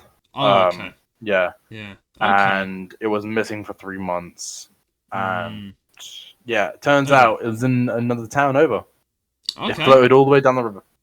Yeah, that's what happens. I mean, I'll tell you about a little similar sort of experience, but I mean, I'm glad that she managed to find it because even though that's not a very nice thing to see, No. it's closure. It's closure for Yeah, her, yeah. so she can bury her dog, and yeah, that's really nasty though. I guess it's just, I mean, keep your dog on a lead if they can't swim. For some people, Yeah. but that's just tragic. It happens. It happens. So I'm glad they managed to find it, but I had a similar experience. I don't know if you've had this experience before. It's more of an annoying experience. For the bunny fans out there, cover your ears. You won't like this. I was fishing recently this summer, and we saw a bloated, dead. I'm describing. If you're eating, guys, you might want to skip this bit. A bloated dead rabbit floating. Sorry, he's eating his M&Ms. It was. I saw a bloated dead rabbit floating down the canal. It's just gonna get a bit graphic. Bloated? Like how is it bloated? So when an animal drowns, it fills with air. Comes to the surface because it bloats, unfortunately. No, it only bloats if it's like breathed in before it drowned. That's what I think happened because it's a bloated rabbit. The rabbit was 10 times the size. I was like, "What is that?" That means it's been heated up. Doesn't mean it's drowned. I don't know what happened, but there was some massive rabbit floating in the thing. Massive. Yeah, it was like the rabbit from Wallace and Gromit that terrorised the town. I was like, "What is this?" It was disgusting because it's like. I mean, obviously, we guessed the rabbit had jumped into the canal, I don't know, and drowned. No. But, yeah, we were fishing, and we kept on seeing it float past. I was like, stupid. Get it. I mean, we were kind of tempted to get it out, just that'd be nice to get out the way, but we didn't. I don't know if that'd be nice or a bit disgusting. Well, the disgusting part is coming up. We were fishing, it floated off. Thankfully, we were standing back, and it was floating way off. It exploded. We heard like a bang. And what was that? We turned around, it was the rabbit, and I'm not going to explain because you can know what happened. But so that means it was the heat then, definitely. It must. Yeah, it was a very hot day. Yeah, it was like the really hot summer. When you have a body in a body bag in the back of a car, and it's a hot day, the gases go because it's so hot. Yeah, and it blows up, and that's what probably happened with the rabbit. That makes a lot of sense because it was one of the hottest days in the summer. And it obviously drowned and obviously heated up at the same time. I was just glad that it wasn't near me. So yeah. Did it go everywhere when it exploded? Pretty much, but it was like yeah, I know. It was yards down though. So me and my mate were like, "Phew, like that's disgusting." But I'm glad it floated off because that probably could make the news. Oh yeah, probably. Yeah. I mean, they've got nothing else to say, have they? Rabbit blows up in the canal. That is the weirdest title ever. Like, would you buy a newspaper that says "Rabbit blows up in a canal"? Yes, I would. See, I mean, it's marketing. Newspapers, get your game together. Interview me about this story. I'll message my journalist. Oh yeah, message the journalist. Now, okay, we're now going to talk about, I guess, experiences. Now we've spoken about what you found. What is this could be like a heartwarming moment, a best experience you've had as a magnet fisherman, and it could be a video you've done, it could be a time you've had with other fishermen. You're like, that was a good day. We did a lot of good for the canal, and it was just a really good time in general. As memories made, or we helped out. One of the best days I've had is when we found some good history, and there was probably 100, measly 150 people watching us at the time. Oh wow! So they're all watching you, on the bridge, and the thing is, the city in Essex, the city I live in, right? The activeness, there's no activeness, right? It's dead, always dead. Yeah. So when you see someone magnet fishing, and there's like one on each side of magnet fishing on that side, and there's one on this side, we're both doing it, and there's someone down a bit further down, someone's on the bridge. There's just everywhere happening. People are gonna watch. People are gonna watch, and then the more people that watch, the more people that see, and the more people seeing on past, they're like, "Oh, what's going on?" They're gonna want to see as well. Wow. So I had my merch on me, so I had like see. Oh wow! All the kids and stuff. Everyone was like, "Oh, can I have one?" Yeah, sure. Here, have one. Oh, I gave away probably about 300 poker chips that day. Wow, that's so nice. And I'm guessing, do you promote yourself, subscribe to my channel, check me out, I'll do this. That's really cool. I'm guessing that a lot of the subscribers as well. That I guess one of the craziest things that all of them already know me. Oh wow! Considering I live there and I do it very commonly, everyone already knows me. It's funny if people are watching this. I'm talking to the man. He's on the podcast. He's the man of Essex, the man, the fisherman. I'm not the man of Essex. I'm the man of Chelmsford. The man of Chelmsford. That's who he is. You know, he's the one. He's the one who does the fishing. That's really like heartwarming though. And I'm guessing. I mean, like this moves me on to a little side question I have. How many? 'Cause you've been in and out with all sorts of magnet fishermen that are like large and famous. Like, how many magnet fishermen that are well known in the industry have you been with? And yeah, we can talk about each one. I haven't magnet fished with big YouTubers, but I have spoken to very big ones. I'm friends with a few big ones. Nice. I do have a few that are going to come to the UK breed next year to magnet fish. Wow. So content month, I'm guessing you can do some collabs. Global Magnet Fishing Day is coming up, I think, and wow, that's a thing. Yeah, Global Magnet Fishing Day. Yeah, where every single magnet fish goes out and does a 24-hour live stream. Sick. And when is this day? Do you know? Let me search it up. Yeah. So Global Magnet Fishing Day is literally you magnet fish for 24 hours. Literally, you don't sleep all night long. Wow. So it's like a magnet fishing bender, like you say. You do all the fishing. That's it. I mean, guys, look out for this day that Lewis is just getting for us now. Keep up on YouTube as well. You're about to probably see all the magnet fishermen. Hold on, give me a sec. No worries. I'm so like surprised this is a thing. Like I'm genuinely. It might be July 16th.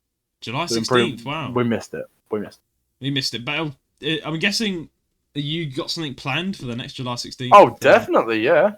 Nice. I'm gonna be in Thailand in July 16th. I'm annoyed. I'll be like down in Thailand at the time you're magnet fishing. But that's it. Well, take a magnet with you just in case. Why not? Why not I do a little collaborative video with you, and then I'm in Thailand enjoying the UK, and we bring the two footages together. Like exactly. I'll call you like magnet fish. I'm like. Today I joined Judicimo to start fishing. He's in Thailand and I'm in the UK. Here we go. Oh, that'd be sick though. I mean, I'm guessing that leads me on to another little question. This is just in Chelmsford.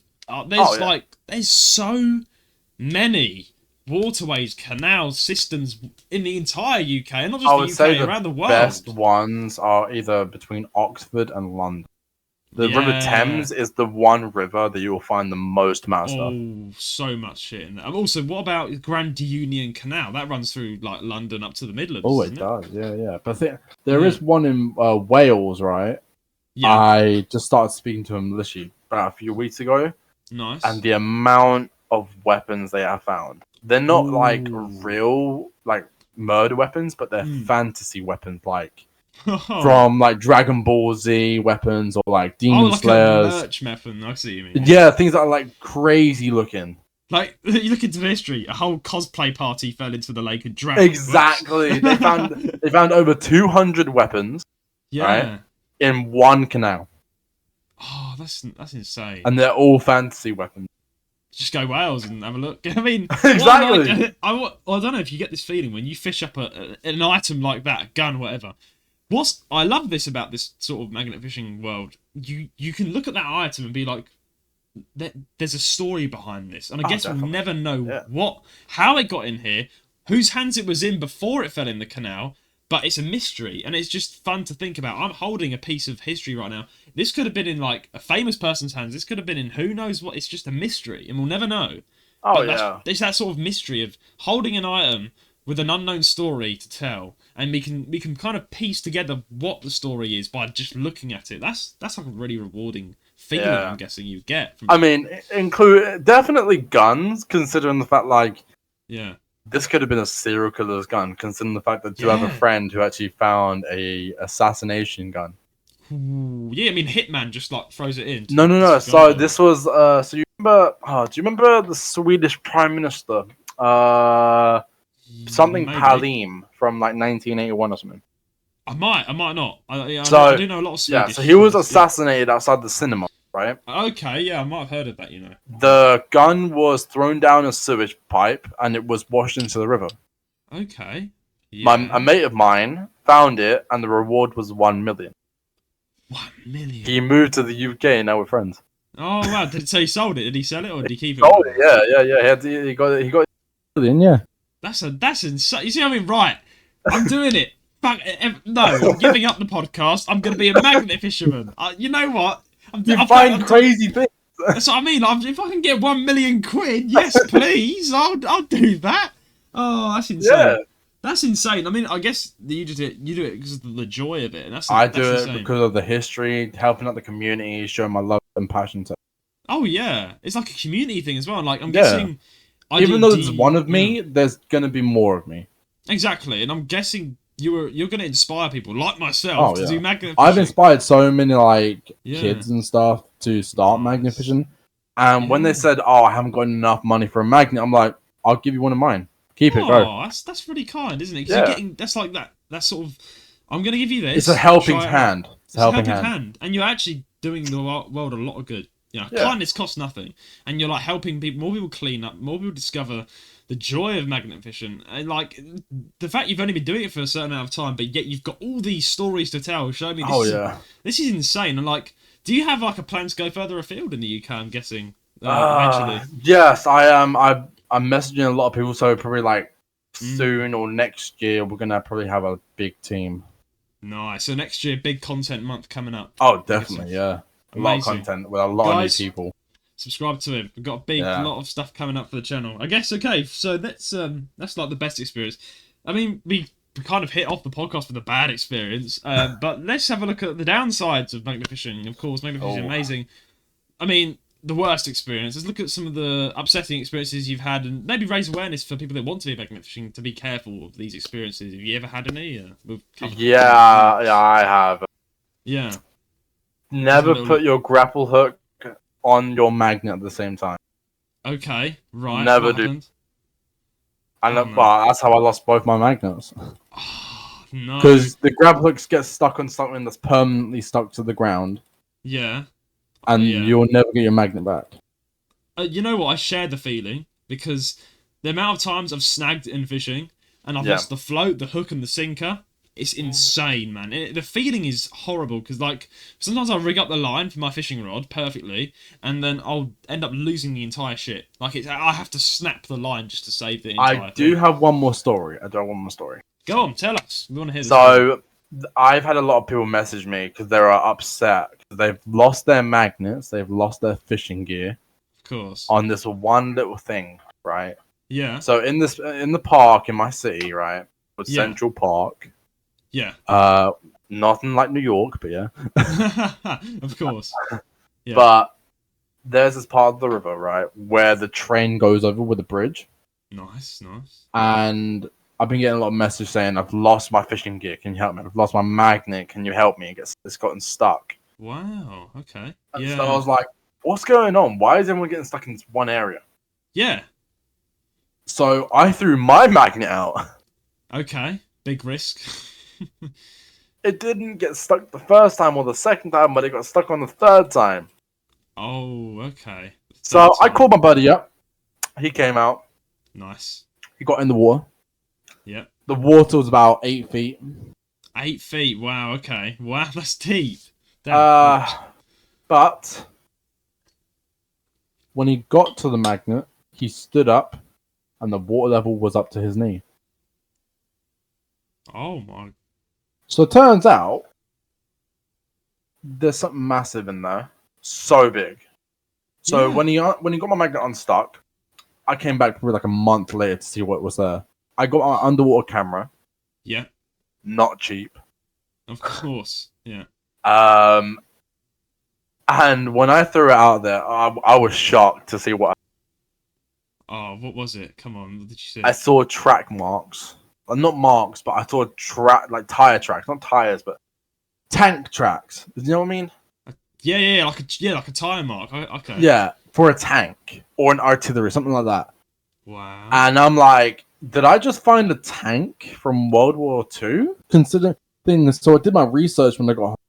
Yeah. Turns out there was a train crash in 1969 in my city, right where that river is, and it was holding military units like.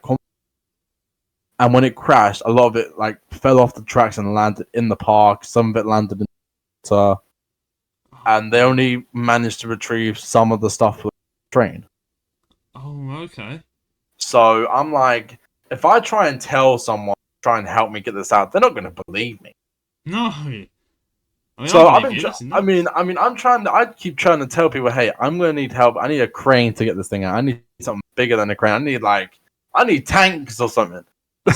Oh wow! So this is like a future thing you want to do is get that. Yeah, crane. but I don't think it's going to happen considering an underwater tank. It might not work considering it's drowned, but it's not about it working. It's about seeing it. I think, to be honest, it's doable if you get enough attention in that area and you get enough magnet fishermen from all over the UK. I want a scuba diver to go in there and see what it is. Oh yeah, I mean you probably could uncover it, but that's like a everyone. If you're listening to this, come on, let's get this together. Let's get this. I have tried out. emailing the local scuba dive team, and they said they can't go scuba diving considering the fact there's no real hard evidence that shows it. Yeah. But you've seen. I mean, maybe I've seen it. Yeah. Can you take photos of the? I can. Yeah, but I need a SIM card, which I do not have. Oh, okay. Well, I hate when you need a SIM card for it. I hate when you need a SIM card. Oh yeah, no cameras and stuff, but it's fine. I mean, the thing is, it's still there. It's still there. It's not like it's gonna move. Like Lewis's bucket. Yeah, Lewis's bucket thinks this to do. Get the train or the tank out the river. It could be a train. If it's a train, it's even harder. It's even harder. A train, but that's gonna be sick. Like, think about a train. Like a train from 1969. See, yeah, that is like even I'm just getting excited. I want to see this train. God damn it! Like I want to see it in person. Like I have seen it, but I'm like I don't believe it. I don't believe it until I actually see it with my eyes. Exactly, you want to see it, touch it. Want to? Yeah, not touch it, but okay. Too much, okay. Yeah, I do. Like, those people that are like sexually attracted to objects. Oh, yeah, I'm not one of them though. No, don't worry. No. I mean, I hope they don't come down and look for it. Yeah, they're like, oh my god, I hear the train. Let me touch it. Train. Let me touch. I think also if you have the people that are obsessed with trains, have you seen them on Instagram? They're like train, and they literally have like a mental breakdown when they see it. They're like, ah! Yeah. I'm like, isn't that guy that has like a camera right in his face? Yeah, and he just goes mental when he sees a train. He has a physical breakdown, and everyone's like, "You're right. It's not that deep. It's like it's just a train." Like, bro. No, it's not just a train. Yeah, this is. Ah! Bro, like, imagine you're actually trying to get that train, and there's just some man like standing there screaming his head off, and like, "This is heaven. This is like." It kind of is like heaven, but I wouldn't say heavenly. I want to touch it. No, I mean he probably does. That's like the next thing he wants to do in his mind. I want to touch the train.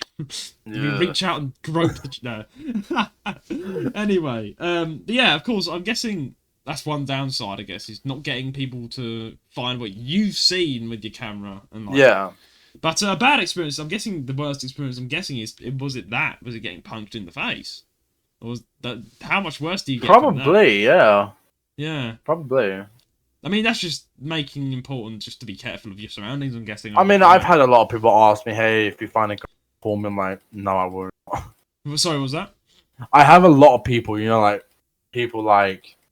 find a weapon, like, next time you find like an explosive or a gun, call me, I'm like, nah, yeah, okay. Yeah, I definitely will call you.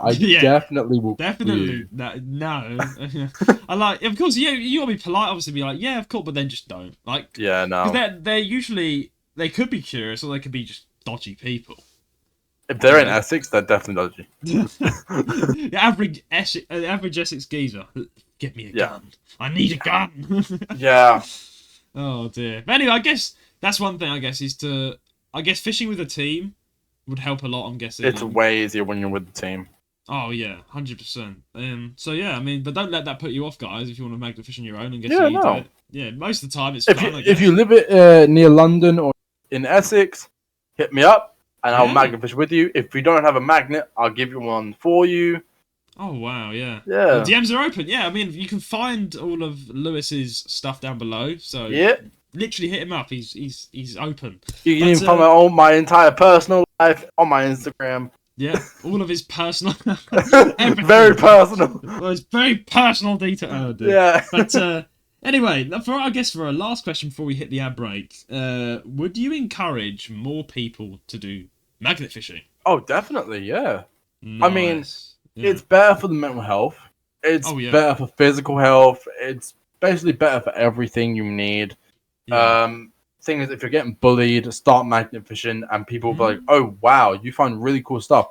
People will start liking you. People will start being interested and be like, Got "Oh my Riz. god, this guy's yeah." Thing is, you will not get bullied anymore. I got bullied, and look at me now. Yeah. I am the bully now. I am the magnet fisherman. You cannot overcome me. Yeah. Like, oh, dude, I just imagine seeing your bullies and you're like, you thought. Dude, Oh, I think is, I did speak to them one time. And they said, reunion. "How you been?" I'm like, "Good. Yeah, I got the mayor. The mayor wants to magnet fish with me now." I'm like, "Oh, okay." Look at me, man. Like, seriously, the mayor actually does want to magnet fish. That's insane. Yeah. I mean, that's what's good. You can sit on your pride now because, I mean, bullying is an awful thing. You know, I've been through it myself. I think it's important that so many people do what they love. Get lost in something you love, because that's going to give you the joy for the future, to be honest. I mean, bullies, they're just people that are jealous that you're better than them most of the time. So when they come and hit you up and they're like, "Hey, what are you doing?" You're like, "Well, I'm seeing the mayor in a week, so suck my dick." Exactly. So what are you doing, my friend? Oh dear, but that's insane. Like, that is insane. Yeah. I mean, to be honest with you, that is like, I guess magnet fishing again. This is something for, like, I'm guessing people like you and me, we need more people to do this sort of stuff, like magnet fishing, getting a hobby like that, because there's so many, like, people my age that I've seen, particularly in England, that are too busy doing stupid things, you know, like this. Yeah, no, this is stupid. This is the best thing you could do, mate. Yeah. You know, like, even when I say stupid, I mean, like, getting into drugs, getting into all this stuff. It's like, bro, definitely. just chill out with that. Become a magnet fisherman. You can, like, find so much You'll stuff. become healthy. You'll get chicks. You'll get birds classified if you become a magnet fisherman. Like, if you rock up to the club, the girl's like, "What do you do?" "I'm a magnet fisherman." Hell yeah, my friend, you're coming in. No, don't say you're a magnet fisherman. Say you're a treasure hunter. Considering it does count as being. It does count as it. It does. It count. does. You're a modern day pirate. Yeah. PR. I'm a treasure hunter. I'm a treasure hunter. That sounds a lot cooler. Treasure hunter. Yeah. I'm kind of tempted just to name this episode "Interview with Treasure Hunter." A real treasure hunter. A real treasure hunter. Oh, dear me. But that's insane. Like, again, on the serious side of things, that is really, like, it's like what we've said before. It's cleaning up the environment, having fun, and it's just a really, I mean, look, I'm just looking at you. You've got so many different friends and connections in the industry just by doing everything it. on that wall over there is every single person that sent me either their own personal sticker, who has sent me fan mail, or is a fan of mine, or is a magnet fisher that I know. That is awesome. That's all in the UK as well. Look at that. Okay, guys, for the video listeners, look at his wall. That is all fans of your work. So, I mean, that is like, if you get out one day and you're feeling lack of motivation, just look at that wall, mate, and you can. Every time I wake up, I stare at the wall like every single one of them know who I am. Yeah, I mean, it's your motivation to keep going. Yeah. Like, I mean, a lot of us have this thing, I think, for my last little point before we hit the ad. It's like, we can have something we love, but it's okay to feel lack of motivation. Like, I've had it recently. Like, I'm a streamer, and I've just lacked motivation in streaming. And then it all started when, a few days ago, I put out a poll on my channel just to see if anyone's still there, if anyone still watches me. Like 17 people were, like, wanting to see me again. And I was like, it just hit me.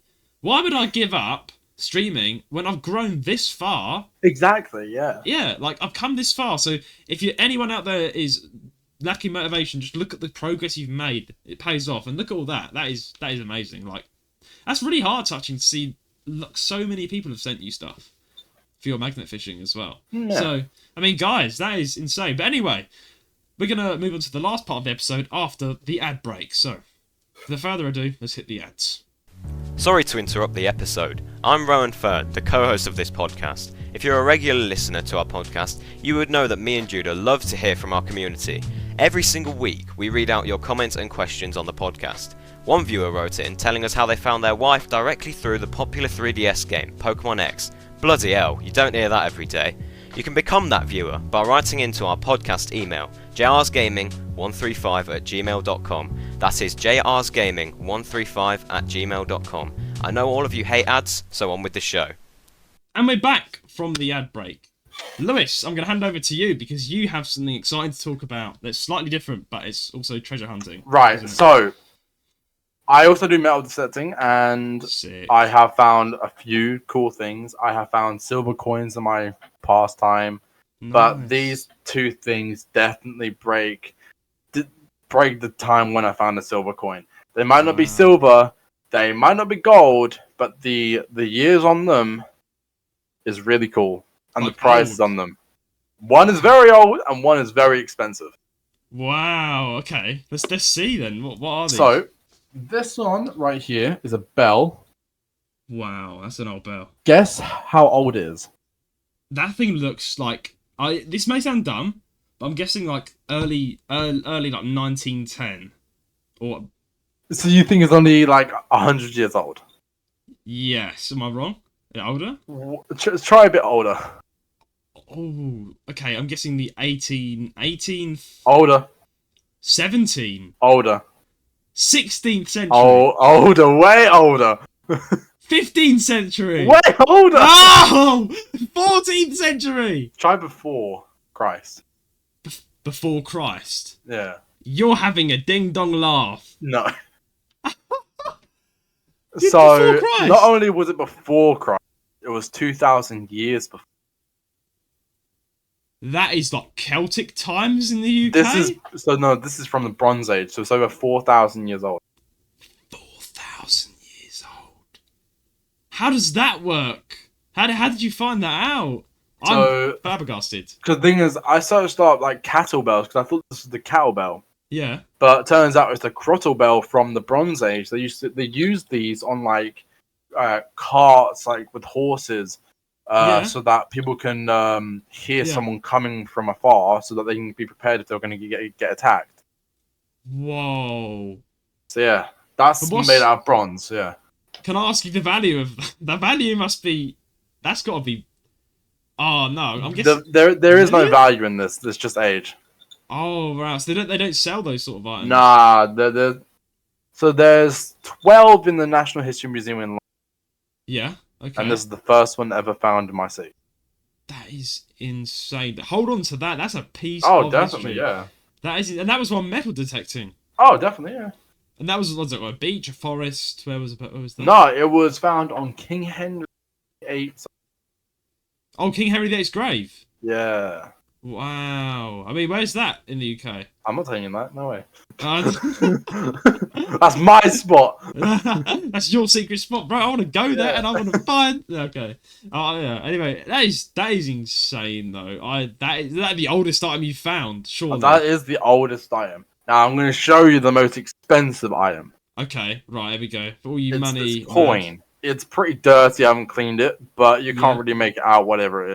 It looks But old. so what it is, it's an 1869 Queen Victoria 1 penny, right? I think it's called the bun-up penny. Okay. It's the rarest one in the collection of the Victorian ones. Well, Queen Victoria. Wow. And this one goes from the minimum of £600 Yeah. to 4,500 That's a lot of money for a one coin. For one little coin. That is. I mean, I'm guessing That's you're gonna if hold you on find to if you find the gold version of this, it's only worth about 700.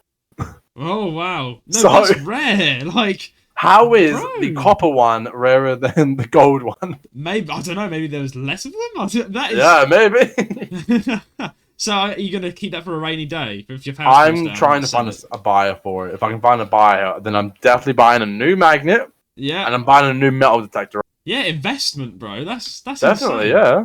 That's insane. I mean, bro, you could just live off the river at this point and just. Oh, definitely. I can buy a longboat and be like, who needs a house when you have a house on the Yeah, buy a canal boat. And you just- Exactly. I mean, that I could see you doing that, to be honest. I want to do that. Yeah, like you get up every day, right? Just sling it over the side of the boat. Time to bang. Magnifish, let's go. You can just do it whenever you want, can't you? Yeah. That's insane. I'm guessing there's no season. I mean, of course, if it's freezing cold, I'm guessing. But you do it in There is weather. there is something called a magnificent season. Okay, is that summertime? The summertime, yeah, summertime. Of course. It definitely Same is. with- I mean, it's just like if you're freezing your hands off and you're like, oh, here we go. It can be really cold and wet and muddy. So I'm guessing. The only time I'm magnifish in the winter is when the rivers like freeze, and that's when you can make videos of like satisfying videos of just the ice cracking. with the magnets. Okay. That's how you get good videos. ASMR. Right? Yeah. Yeah. But like, everybody, today we're going to be doing some ASMR. Crack. Everyone, like, listen to that. That's amazing. They have like 1,000 likes, 1,000,000 likes. Let's do that. Well, I can now say you're a certified treasure hunter because you not only do magnet fishing, you do a bit of metal detecting on the side, and I've got a metal detector myself. But I also do dumpster diving, urban exploration, and litter picking as well. Wow. No, I've got to give you a clap for that. That's insane. Like, man of the community, because it's just like, I guess what you do, I'm glad that I can give you a voice because... Thing is, I'm the first one that does dumpster diving, metal detecting, magnet fishing, and urban exploration in my city. So urban exploration, let's touch on a few other things you do. Oh, that's difficult, considering we don't really have many abandoned places. Yeah, I mean, I think you've touched on it once, haven't you, on your channel? Am I correct? Or are you still happy to do some more? Yeah. There's abandoned barns, abandoned warehouses. That's all on my channel. You can go see that. Of course. I mean, I've got a little story that you might like involving urban exploration. Now, I love urban exploration. It's my secret pastime. As in, I get scared when I do it.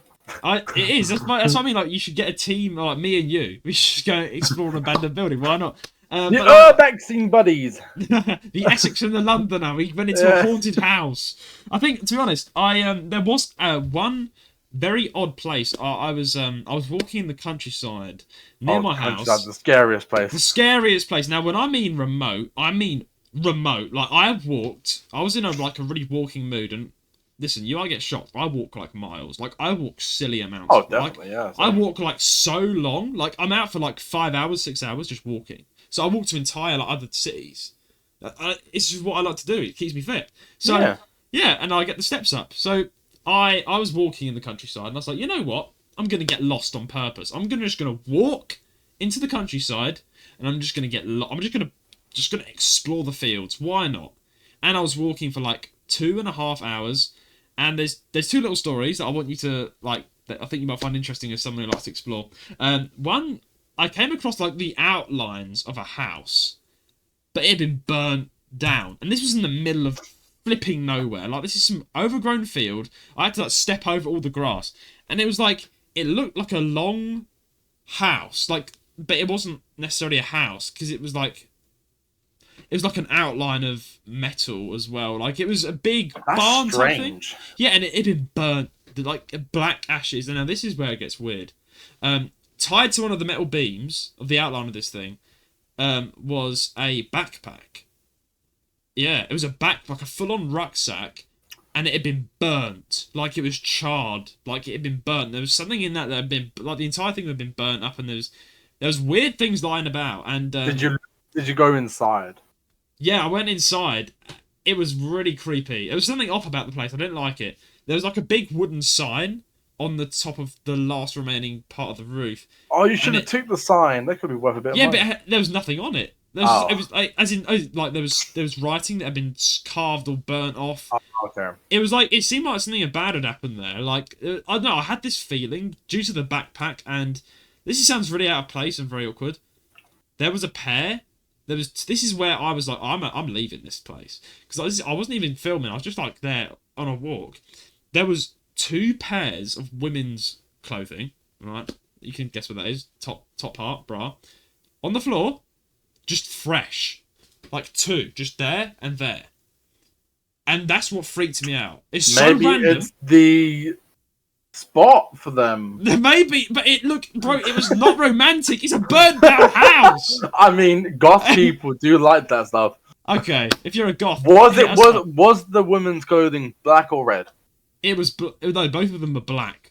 Full on bra. Fair enough. You've got a good point there. Okay, goths, listening to this, tell us, would you make love in a burnt down house? Someone tell me. This is, I don't know, maybe? You would? Okay, fair enough. Okay, my suspicions are not even that dangerous. Someone just smacked it up in there and I've just discovered it. Yeah. But they obviously left their bra. Like, great. Just, bro, bring them home. Maybe the police was like, come out with your hands up. I'm like, okay. You never know. Okay, and the other experience I had, which is going to completely odd you out, because it odded me out, and it's odded every single person out that I've had. I'll have a story afterwards. Good, story time. My story was I was walking in this field that was again in the middle of bumfuck middle of nowhere. Nothing's going on. I saw three men, and there were two Are standing. you sure it up. wasn't 5 guys? No, not 5 guys. 3 men, like literally just 3 men, and they were standing up. Right, 2 men were standing in formation in this middle of a field, right? And this is remote. There's no houses or villages. Was for it in miles. daytime or nighttime? Daytime. So Okay. actually, it's more evening. So the sun is about to set. Let's say Okay. dusk, and the 2 men were like that, and then the man at the bottom was sitting like almost like in a meditation. His arms were crossed and he was staring like that, not even moving. And I saw them and I was like, maybe they're just mates. And then I saw something was really off because they were just standing there in that formation. 2 men like that on each side, and the man in the middle sitting My down. arms would ache. Yeah, like what? It looks like they're being punished for like, you're right. Stand there with your hands in the air now. You've been naughty boy. That's exactly what happened, right? So I walk up, and they're in the way. You know, they're kind of in the way of the footpath. So I was like being polite because you see someone in the countryside, you're supposed to be like, hello. You know, no one else is about hello. So I was like, hello, and they all just this is where it's gonna weird you out. They all looked at me like that, eyeballed me. What, all at once? All at once. Their entire, in unison, they all went like that. And I was like, can I get past? Is that alright? You know? And they just went, staring right at me. They just stared into my soul. All 3 of them, just the men doing that, and I'm not even joking with you. This is the weirdest experience I've ever had in my entire life. I would be like, yeah, this is my time to go. Yeah, exactly. I was like, and then it hit me. I was like, bro, something is really wrong in this situation. Like, there's something very wrong with these people. So I was like, okay, I'm just gonna move. You're pretty in their targeting practice. You're pretty a sniper in the bushes. You never know. And like, I decided to walk past them, and this is the creepy part. Their heads followed me like this as I walked past them, and then I kept on walking down, and I kept on looking back. Their heads were fixed on me. They were like that, and their heads were staring right at me and just staring at me. Not a word. They're probably screaming in their head saying, help us! Help us! Like, help us from what? I'm just a dude. And so I started to really walk fast. Like, bro, fuck this. I'm out. And I'm walking fast. And so I walk out to the edge of the field. I turn around, and what do you think? They're still staring at me like that. Oh my god. And that's when I was like, right, and I literally bolted round the corner. To be honest, I would have called the police at the point, like, there's 3 guys, 2 with their hands up, staring at me. Yeah, like, I think they might need help. Like, I know, but this is like what scared me is this is like in the middle of I had to walk 3 hours to get home. Was there a tree line? There was some forests. You know, the countryside of the UK. There could have been a sniper in there, mate. There could be targeting them, mate. Oh, you see what I mean? To be honest, it does sound funny and creepy at the same time, but there was something off. Like, you know, something inside was off, and I was gonna bolt it because there's no help. Like, there's no signal. There's no help. Oh my! Like, they could kill me right there and then, and no one would know. So I just ran. Like, I bolted it down the next few fields, and then until I was sure that they weren't to follow me. But yeah, I don't know. That's the weirdest experience I had. You had a story. Yeah. This one is weird. When I say weird, I mean there's no other way of explaining it. Okay. I've asked this to many people, and they don't know. Let's hear the story. So, in King Henry VIII, he planted a tree, right? So he has his palace, and then he has lots of fields around it. Yes. There's one tree that has not been numbered, because usually you have these trees that are numbered with these coins and they're hammered into the tree. Yes. This one has not. Okay. The reason was because this tree has been struck by lightning about 50,000 times. Mate, since it's been planted. planted. Didn't like that tree. Definitely didn't like that tree. Now, the only way for that to happen is if there's a big conductor underneath. And the only way for it to have a big conductor, which it is, would either be silver or gold or something like that. So when we go near to the tree, it drops down into a ditch. Ooh, like a sinkhole just opened up. Oh, right. So there's like a sinkhole down beneath the tree. Yeah, so while I was melted, my melter was going off. This is about probably like 2 feet from the tree. And I dug down probably 3 or 4 feet. And the thing is, my metal detector doesn't even go that far. But it was going off. Like something big was down there. Was it silver? No. Silver detector? No? There was nothing down there, but wires, metal wires. Metal wire. There was metal wires going towards the tree, like surrounding the tree that was going to. Okay, and these are like modern wires. Yeah, Okay. but you know what's the weirdest part? What? I broke off one of the wires, and I had my pinpointer. It was not going off. It's like they weren't metal, but they were metal. What? That is it. So it's like, that's an odd thing. Exactly. So I put my pinpointer past the wires, Yeah. and it was going off. It's like a magnetic field. There's some massive underneath the wires, the wires are protecting something to the ground, That's like a gigantic coffin or something. That's a good point. Like maybe the wires are there to hinder people that are trying to dig there. Yeah, like they can't think that there's something massive there that they should not be digging there. That Because the wires aren't magnetic, considering my metal detectors were not going off because of them, but there was something below them that was going off. That is insane. That's got me interested. I have a video on my YouTube as well. Oh, is it on that particular day you filmed that? No, actually I don't know if I've posted. I will post it tonight. Oh, good idea, good idea. See, that sounds like a good one. Like you could title it as "The government doesn't want me to find this, but I did." Yeah, because I don't know. Literally, there were so many wires going towards the tree and going outwards, and I'm like, "What is going on?" Because they're not going off. But when I put my metal to the after the wires, it goes off. I put literally in the video. You see me putting the metal on the wires. It's not going off. But when you go past it, it goes off. That is insane. Yeah, I want to see this video. Yeah. Guys, subscribe to him right now. It's magnetic movements. Okay. But yeah, I mean, this has been a great episode. I'm pretty sure it has been. But before we just close it off, there's a question that we ask all our guests on the podcast because we are a gaming podcast about Nintendo. So let me ask you. We've covered all the metal detecting and the magnet fishing, which was amazing. But let's talk about gaming, I guess. Have you? Okay. You're on the Nintendo Gaming Podcast. Have you got a favourite Nintendo game? Have you? Oh, definitely. Definitely Mario Kart. Definitely. Amazing. Definitely Mario Kart. Oh, wow. So is it like... My favourite character is Donkey Kong.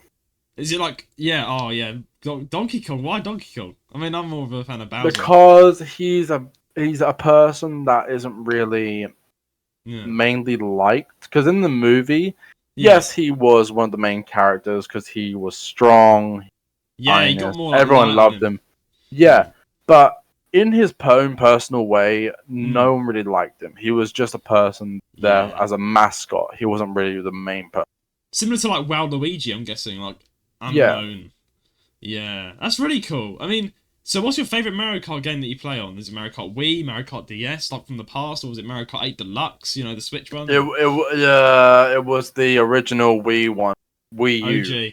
OG, Wii U. Nice. That's the favourite of everyone. Like, yeah. I love Mario Kart Wii, but I started with Mario Kart DS. But that's cool. I'm glad you like Mario Kart. That's sick. Yeah. But anyway, apart from that, I've got to say, Lewis, today has been an amazing episode. I actually loved this time. I've loved hearing, I've come away from this episode. I'm sure you guys have listened to this too. Coming away, I've learned something very new about magnet fishing. I appreciate it a lot more now, and it's making me want to do it.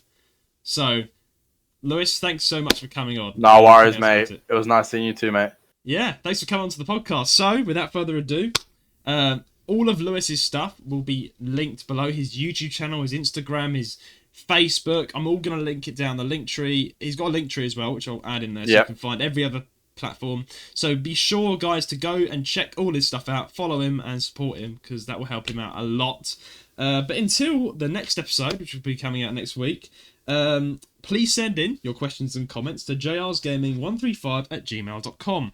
Please subscribe or follow us on whatever platform you're listening from and leave us a 5-star rating on Apple Podcasts, as this will help us out greatly and get the podcast around. Our socials will be in the description below: our Instagram, YouTube, Twitter, website, and our Discord server where you can talk to me. You're in the server as well, aren't you, Lewis? So yeah, talk to all of us in the server. But until then, it's a goodbye from me. Oh, and a goodbye from me too.